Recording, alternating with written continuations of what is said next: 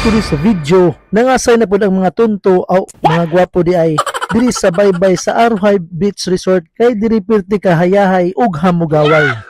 Kay kaning orasa hapon na kaayo ug diri nindot kaayo ang view oy. Ay ang sunset diri pirting klaruha ayon. Ang kaon diri pirti pag yung pagkaraghana. Wala tay diet karon mga lods. Maong ato ning lapdusan. Alright, let's go.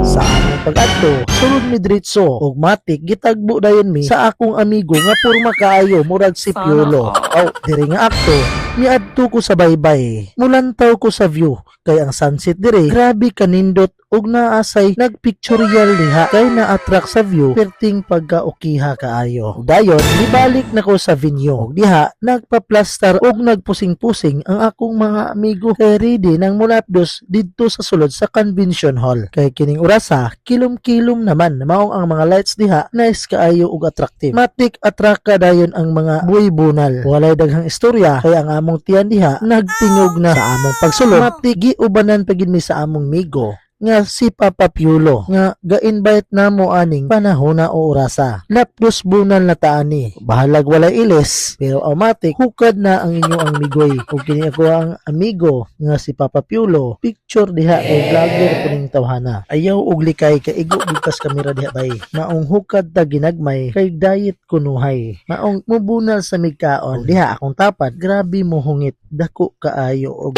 ba mo nang bunal goy kay panagsarabi ning tukoy. O kita dire sa kilid-kilid patsil rag panagkaon. Ayan, feel na feel talaga ang pagkain. Yung isa kong kasamahan doon na kulangan sa pagkain, maong nilapdusin ug nirebansin ug hukarin. Kalabunan liha kay panagsara ning kaunin. Aw ug samtang nalingaw midre sa kaon sa ilang celebration nga still going on kay birthday celebration nga mura punig sila ga reunion. Enjoy kaayo sila kay family is love man. Di lang ni birthday kundi usa ka memories sa ilang pamilya nga panagsara taon mag-uban ug maghiusa. Maong nagpasalamat ug dako sa akong amigo nga ga-invite namo aning birthday ha nga kami sab naka-witness kung unsa kalig-on ang ilang panag-uban sa ila ang pamilya. Ug ayan mga lodi, diri ra kutob kay mo atraka pamigkaon og balik. Alright.